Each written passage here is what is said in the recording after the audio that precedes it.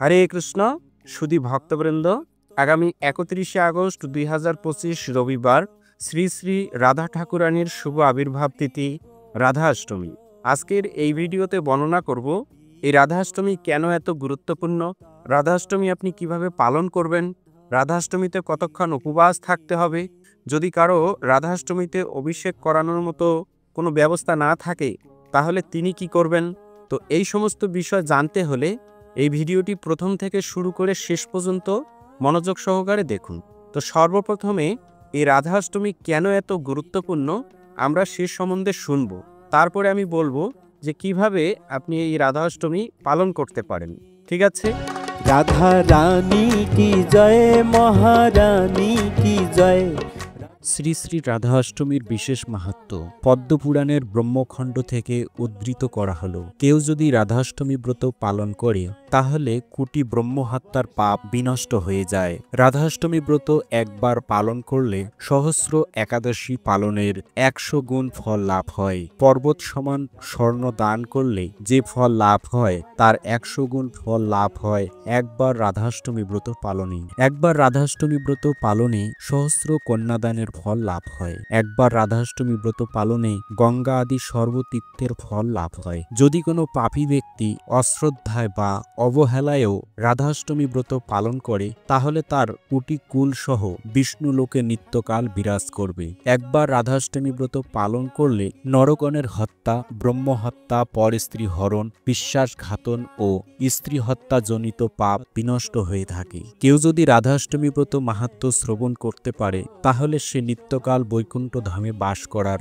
সৌভাগ্য অর্জন করতে পারবে। রাধাষ্টমী ব্রত পালন না করার ফল কি? যদি কোনো মূঢ় ব্যক্তি জেনে বা না জেনে রাধাষ্টমী ব্রত পালন না করে তাহলে কোটি কল্পেও সে নরক যাতনা থেকে নিষ্কৃতি পাবে না। যে নারী রাধাষ্টমী ব্রত পালন করে না সে কোটি কল্প নরকবাস করে থাকে এবং কোনোভাবে পৃথিবীতে জন্ম নিলেও তাকে বিধবা হতে হয়। রাধাষ্টমীর দিন করণীয়: রাধাষ্টমীর আগের দিন নিরামিষ আহার গ্রহণ করে শ্রীমতী রাধারানীর কাছে আশীর্বাদ চেয়ে নিতে হবে যেন ব্রত নিষ্ঠার সাথে সুসম্পন্ন করা যায়। আগের দিন রাত 12টার আগে খেয়ে নিতে হবে, তবে যত তাড়াতাড়ি খেয়ে নেওয়া যায়। ঘুমানোর আগে অবশ্যই ভালো করে মুখ ধুয়ে ঘুমাতে হবে। ব্রাহ্ম মুহূর্তে অর্থাৎ সূর্য উদয়ের 1 ঘন্টা 36 মিনিট পূর্বে শয্যা ত্যাগ করে স্নান করে মঙ্গলারতিতে অংশগ্রহণ, শ্রীবিগ্রহ অর্চন, হরিনাম জপ, তুলসী পরিক্রমা, তুলসীতে জলদান, ভাগবত শাস্ত্র গ্রন্থ আদি অধ্যয়ন, শ্রী শ্রী রাধিকা অষ্টকম পাঠ,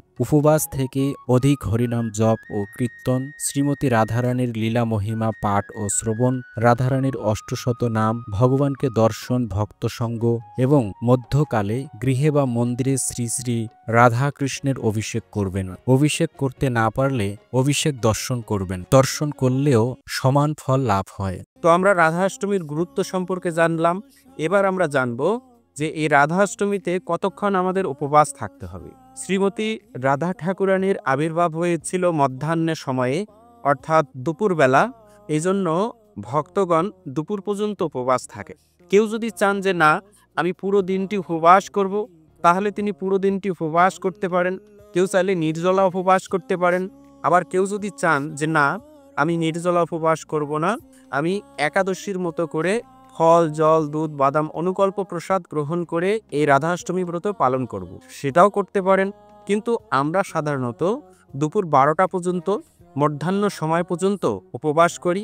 মধ্যাহ্ন সময়ে রাধারানীর অভিষেক করিয়ে তারপরে আমরা প্রসাদ গ্রহণ করি। ঠিক আছে? এখন প্রশ্ন হচ্ছে যে আমরা কেন অর্ধ দিবস উপবাস করি? কারণ রাধা ঠাকুরানীর আবির্ভাব হয়েছিল মধ্যাহ্ন সময়, এজন্য আমরা মধ্যাহ্ন সময় পর্যন্ত উপবাস করি। আর বিশেষ করে রাধা ঠাকুরানী হচ্ছেন পরমেশ্বর ভগবান শ্রীকৃষ্ণের কৃপার মূর্তি। তিনি ভক্তদেরকে কৃপা আশীর্বাদ প্রদান করেন। তিনি ভক্তদের কষ্ট সহ্য করতে পারেন না, তাই তিনি কখনো চান না আমার প্রভুর ভক্তরা অভুক্ত থাকুক। এজন্য আমরা আচার্যবর্গের সিদ্ধান্ত অনুসারে মধ্যাহ্ন সময় পর্যন্ত উপবাস করি। কেউ চাইলে পুরো দিন করতে পারেন, আবার ফল, জল, দুধ, বাদাম এই সমস্ত গ্রহণ করে এই উপবাস ব্রত করতে পারেন। তো শুধু উপবাস থাকায় যথেষ্ট নয়। আমরা জন্মাষ্টমীতে যেরকম পরমেশ্বর ভগবান শ্রীকৃষ্ণের লীলা কথা, গুণমহিমা, গুণকীর্তন করে পুরো দিনটি অতিবাহিত করেছিলাম, ঠিক সেভাবে এই রাধাষ্টমীর দিনে রাধিকা অষ্টকম কীর্তন করা, কীর্তন করতে না পারলে শ্রবণ করা, রাধারানীর মহিমা শ্রবণ করা। এখন অনেকে বলতে পারেন যে সেই কীর্তন কোথায় পাবো? আমরা আরেকটি চ্যানেলে এই রাধিকা অষ্টকম কীর্তন করে সেখানে আপলোড করেছি, আপনি সেখান থেকে সেটি শুনতে পারবেন। আপনাদের সুবিধার্থে সেই ভিডিওর লিঙ্ক এই ভিডিও ডেসক্রিপশন বক্সে দেওয়া থাকবে, আপনারা সেখান থেকে সেটা শুনতে পারবেন। এবার আসি যে আমরা রাধারানীর যে অভিষেক করাবো সেটা কিভাবে করাবো। ঠিক যেভাবে জন্মাষ্টমীতে অভিষেক করানো হয়েছিল রাধাকৃষ্ণের মিলিত বিগ্রহকে, ঠিক সেইভাবে রাধাকৃষ্ণের বিগ্রহকে অভিষেক করাতে পারেন। যদি শুধুমাত্র রাধারানীর বিগ্রহ থাকে সেখানে অভিষেক করাতে পারেন। যদি কারো বিগ্রহ না থাকে, যদি চিত্রপট থাকে, সেই চিত্রপটে আপনি পুষ্পাঞ্জলি অর্পণ করতে পারেন। মানে যাদের একেবারে সামর্থ্য নেই, আশেপাশে কোনো বড় মন্দির নেই যেখানে অভিষেকে অংশগ্রহণ করবেন, তাহলে সে বাড়িতে রাধারানীর চিত্রপটে পুষ্প অর্পণ করবেন। রাধারানীর প্রণাম মন্ত্র উচ্চারণ করে তার চরণে পুষ্প অর্পণ করবেন। আর কেউ যদি বিশেষভাবে রাধারানীর অভিষেক করাতে চান, তাহলে তাদের জন্য এখানে আমি এই ভিডিওর শেষে সেই নিয়মগুলো প্রদান করব যে কিভাবে আপনি বাড়িতে বিশেষভাবে রাধারানীর অভিষেক করাবেন। ঠিক আছে? একই নিয়ম, মানে জন্মাষ্টমীতে আপনি যেভাবে অভিষেক করিয়েছেন ঠিক সেইভাবে, শুধুমাত্র এখানে রাধারানীর চরণে তুলসী অর্পণ করা যাবে না। তুলসী ব্যবহারের বিষয়টা একটু সতর্ক থাকতে হবে। ভগবান কৃষ্ণের চরণে শুধুমাত্র তুলসী অর্পণ করবেন। তো আমি আবারও বলছি, শুধু উপবাস থাকাই যথেষ্ট নয়, বেশি বেশি তার গুণমহিমা গুণকীর্তন করা। কেউ যদি সেই গুণমহিমা গুণকীর্তন করতেও না পারেন, শ্রবণ করতেও না পারেন, অন্ততপক্ষে এই হরে কৃষ্ণ মহামন্ত্র জপ করবেন। এই যে জপথলি আছে, যদি জপথলি না থাকে জপথলি ছাড়া করবেন। হরে কৃষ্ণ কৃষ্ণ কৃষ্ণ হরে হরে, হরে রাম রাম রাম হরে হরে। এভাবে গুণকীর্তন করলে রাধারানী বিশেষভাবে খুশি হন। কারণ পরমেশ্বর ভগবান শ্রীকৃষ্ণ এবং শ্রীমতী রাধারানীর মিলিত তনু, মানে মিলিত তনু হয়ে জন্মগ্রহণ করেছেন শ্রীচৈতন্য মহাপ্রভু রূপে এই হরে কৃষ্ণ মহামন্ত্র প্রচার করার জন্য। মানে কিভাবে ভগবানের এই মহিমা গুণকীর্তন করতে হয় সেটা শিক্ষা দেওয়ার জন্য। তাই এই গুণমহিমা কীর্তন করলে ভগবান বিশেষভাবে খুশি হন। বিশেষ করে এই কলিযুগে নাম রূপে কৃষ্ণ অবতার, এই কৃষ্ণ নাম করবেন তো ভগবান বিশেষভাবে খুশি। ঠিক আছে? তো এখন প্রদান করছি যে কিভাবে আপনি বাড়িতে বিশেষভাবে অভিষেক করাতে পারেন। যদি অভিষেক করানোর মতন ওই রকম পরিবেশ না থাকে, তাহলে যতটুকু সম্ভব মানে আপনার সামর্থ্য অনুসারে আপনি অভিষেক করাবেন। তো এখন এই যে অভিষেক করাবেন সেই বিশেষ নিয়মটা প্রদান করছি। কুঙ্কুমাক্ত কাঞ্চনাব্জ গর্বহারি গৌরভা পীতনাম চিতাব্জ গন্ধ কীর্তিনেন্দি সৌরভা কুঙ্কুমাক্ত কাঞ্চনাব্জ গর্বহারি গৌরভা পীতনাম চিতাব্জ গন্ধ কীর্তিনেন্দি সৌরভা পল্লবেশ শুনু সর্ব বাঞ্ছিতার্ত সাধিকা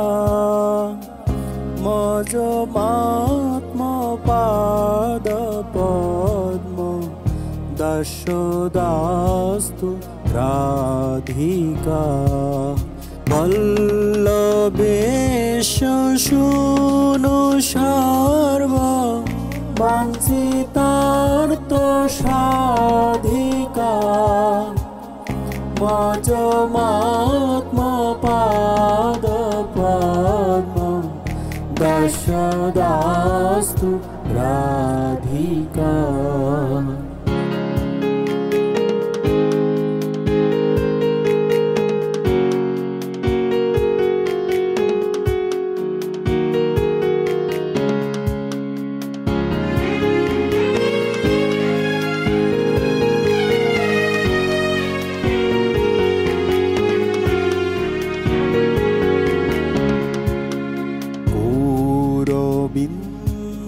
কান্তি নিন্দ চিত্রপট শাটিকা কৃষ্ণমত্ত ভৃঙ্গ কেলি ফুল্ল পুষ্প বাটিকা গৌরবিন্দ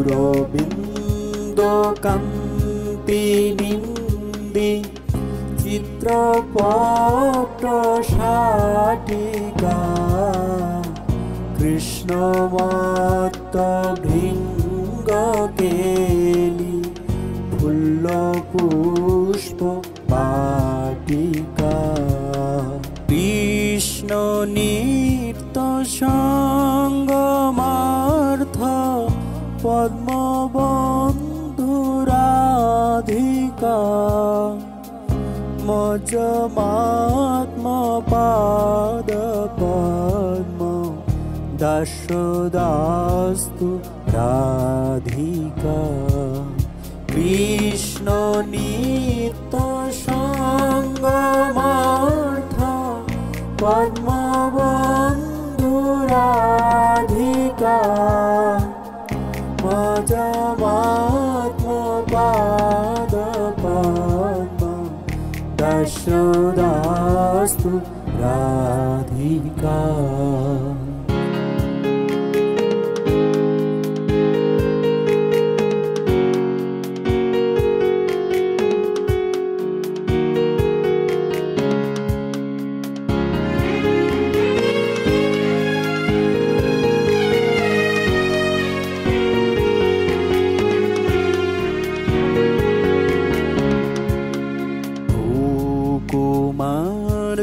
সৃষ্ট বল্ল বালি কীর্তি নিগ্রহ চন্দ্র চন্দ নোতেলিন্দু সেবশীত বিগ্রহ সুকুমার সৃষ্ট বল্ল বালি কীর্তি নিগ্রহ চন্দ্র চন্দ নোতেলিন্দু সেবশীত বিগ্রহ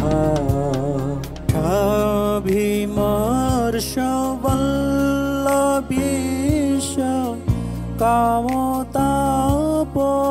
কামতাপবাধিকা মজ্জমাত্ম পাদ পদ্ম দাসদাস্তু রাধিকা স্বাভিমর্ষ বল্লভীশ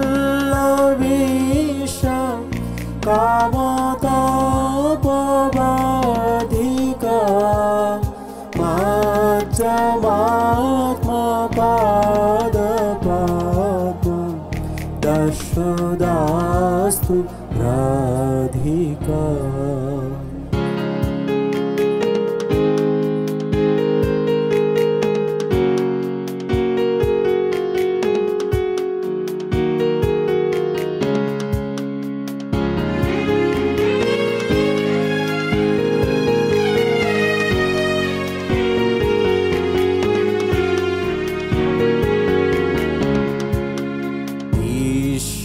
বন্দ যৌবতাভি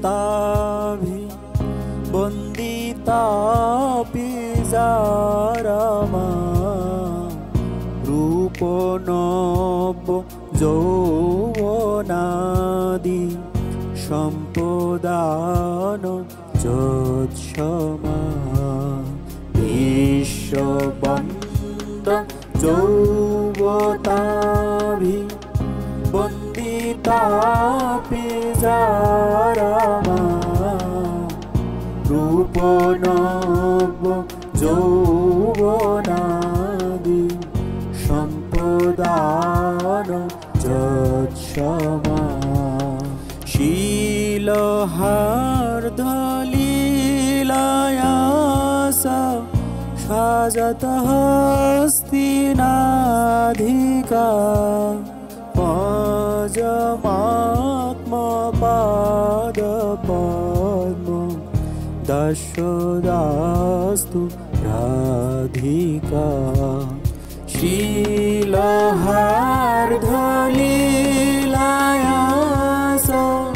सजतः हस्तिनाधिका मजमात्मपादपद्मं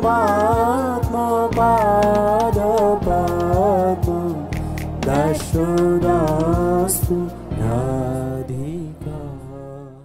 তো যদি এই রাধারানীর আবির্ভাব তিথি উপলক্ষে অর্থাৎ রাধা অষ্টমী উপলক্ষে আরও যদি কোনো জানার ইচ্ছা থাকে, কোনো প্রশ্ন থাকে, আপনারা ভিডিওর নিচে সুন্দরভাবে লিখবেন, তো আমি চেষ্টা করব আপনাদের উত্তর প্রদান করতে। তো এই ছিল আজকের ভিডিওর বিষয়। এরকম নতুন নতুন ভিডিও সবার আগে পেতে এই চ্যানেলটি সাবস্ক্রাইব করে রাখুন, যার মাধ্যমে আমি যখনই কোনো নতুন ভিডিও আপলোড করব সেই ভিডিওর নোটিফিকেশান আপনার কাছে চলে যাবে। তো ভিডিওতে লাইক দেবেন এবং সনাতনী বন্ধুদের কাছে এই ভিডিওটি শেয়ার করবেন, যেন তারাও এই বিষয়টি সম্পর্কে জানতে পারে। তো সকলে ভালো থাকুন, সুস্থ থাকুন, আবার দেখা হবে পরবর্তী ভিডিও নিয়ে। হরে কৃষ্ণ। যৌবতাভি